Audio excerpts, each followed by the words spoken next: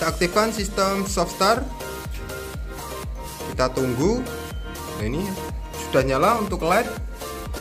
5-10 detik baru aktifkan MCB utama. Switch on off juga akan kita aktifkan. Oke. Ini pembacaan di parameter LCD. MCB juga kita aktifkan.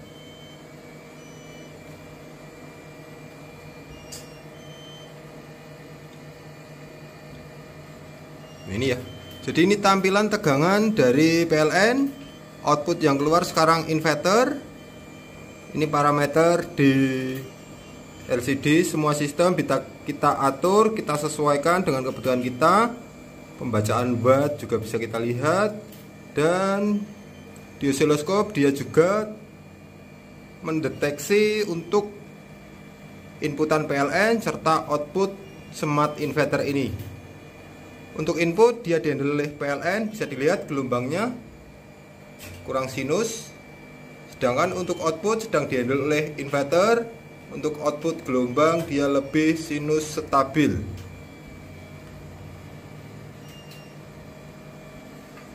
Parameter depan ini menampilkan untuk tegangan output sistem hybrid, tegangan batasan bawah, nominal tegangan DC input, serta sistem perpindahannya ya, batasan atas, batasan bawah, dan watt output ini inverter. Nanti ada pembacaan watt serta watt maksimum 5500. Yang paling bawah ini menampilkan untuk parameter inputan dari PLN 50 Hz. Untuk parameter charging ini juga aktif. Dan untuk suhu ini di 25 derajat. Sistem charging off 52, on 49,5. Semua parameter juga bisa kita atur sesuai dengan kebutuhan kita. Di sini input PLN akan kita lepas agar saat berpindah ke PLN nanti PLN biar tidak trip ya, karena daya PLN kita lebih kecil. PLN sudah off.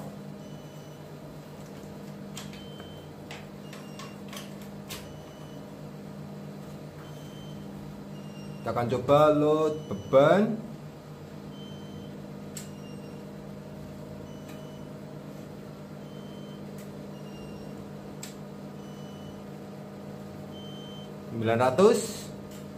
Tambah lagi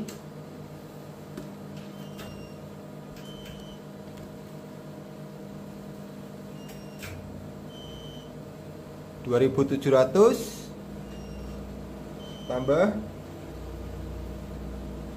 3900, 4000 watt. Kita tambah 5200, 5800 watt. Ini 5800 dia memproteksi over watt. Karena di sini kita batasin di 5500 watt. Dia akan on lagi sesuai setting timer yang di parameter Atmega sini ya. Nah, ini untuk parameternya. On off inverter bisa dari sini. Terus ini off-nya berapa volt bisa kita atur. On-nya lagi berapa volt. EOD emergency saat terjadi PLN padam. Over DC tegangan maksimum baterai. Adjust voltase untuk kalibrasi tegangan baterai.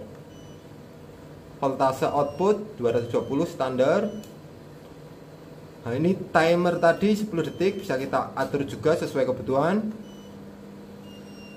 Idle fan posisi standby ya, kipas. Buzzer bisa kita nonaktifkan juga. Prioritas ada hybrid, ada inverter, ada UPS. Oke, kita arahkan ke hybrid biar saat terjadi baterai drop, PLN akan bantu support untuk kebutuhan daya beban. Standby on untuk sistem perpindahannya, dia sinkronus tanpa jeda, tanpa kedip, tanpa persimpangan fase. Ini kapasitas atau batasan charging, on-nya mau berapa volt bisa kita atur, off-nya mau berapa volt juga bisa kita atur.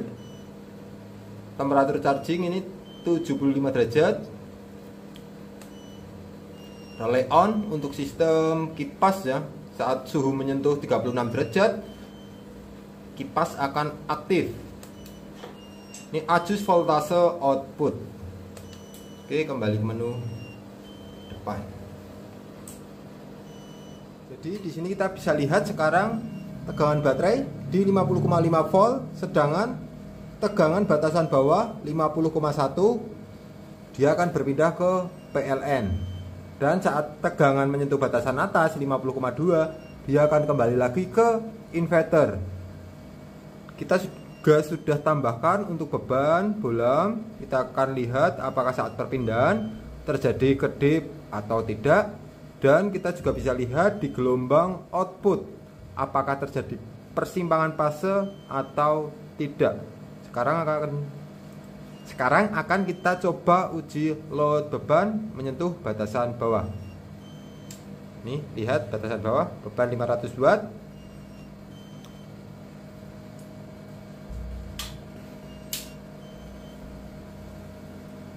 Tambah lagi beban 800 watt ya, berpindah dengan mulus, sempurna, nggak ada kedip di beban. Menyentuh batasan atas lagi dan dia akan berpindah ke inverter lagi. Nggak ada kedip di beban bola dan nggak ada pergeseran fase di gelombang sinusnya.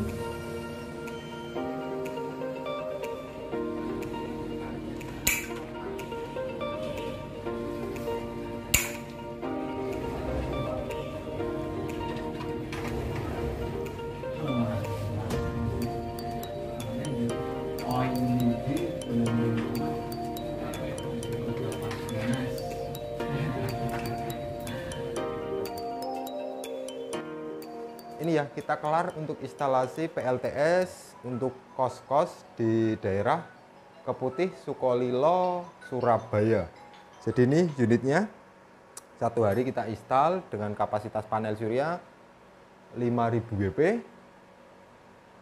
9 kali 550 WP. Kita main 3 seri, 3 paralel. Tapi untuk panel surya sedang kita pasang 6 biji karena saat pengiriman ada 1 biji panel yang pecah. Jadi di sini Pak Perdana nyiapin untuk panel surya dan baterai. Untuk kekurangan lain kita yang siapkan dan kita yang install. Ini untuk beban 10 kamar kos untuk malam hari ini 1800 sampai dengan 2000 watt.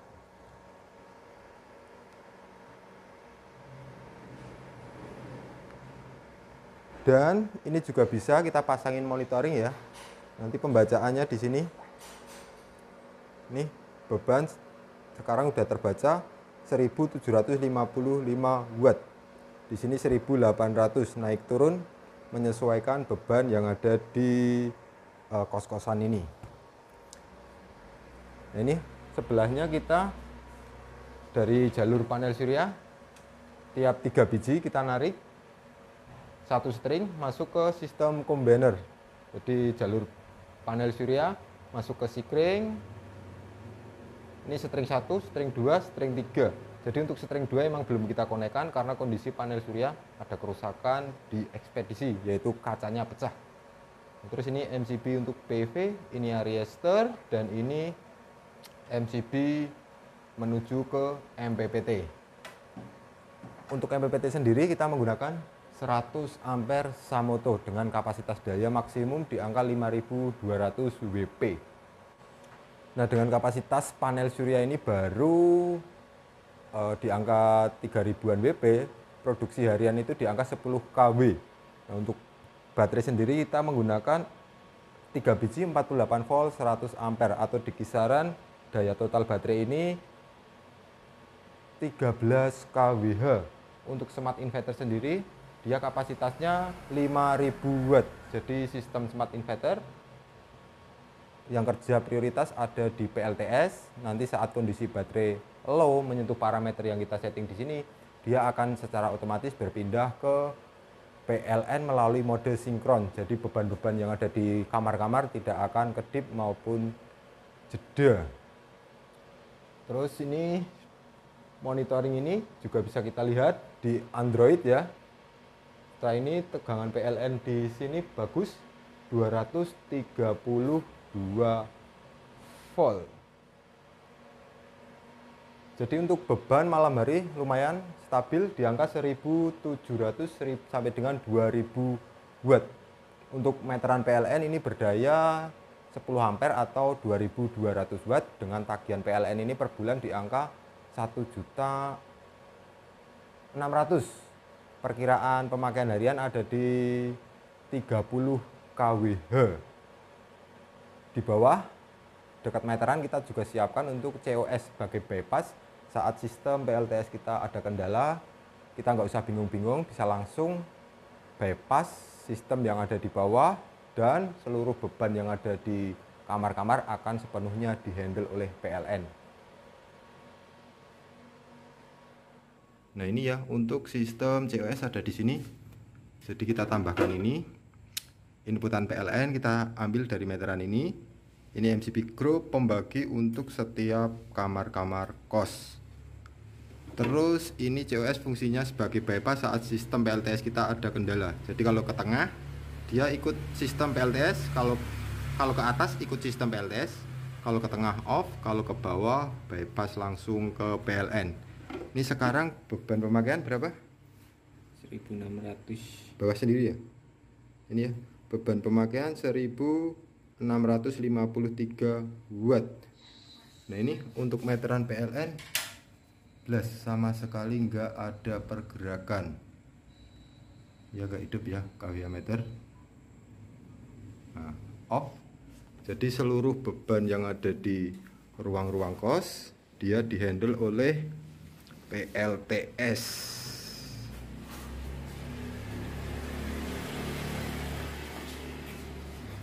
Oke. Lanjut Purbalingga. Lanjut. Oke.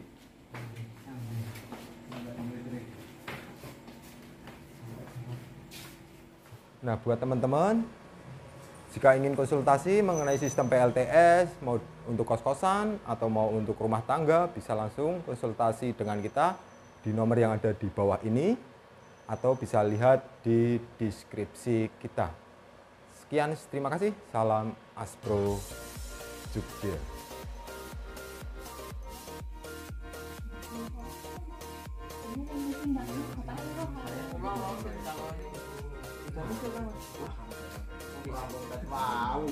Piye Mas Gotro, kerasan? Cantik-cantik. 1 minggu juga oke? Oke, besok lanjut ke sini lagi. Iki tinggal dene iki selingkuhan. Wis nganti peteng kok ora lek do Bali. Menanti seorang kekasih.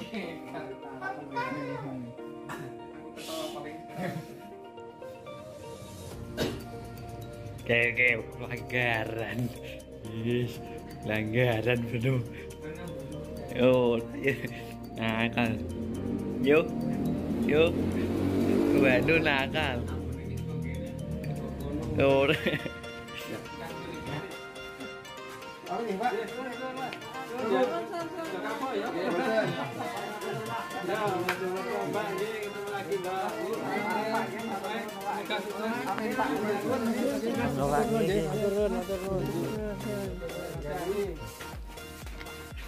Perjalanan malam.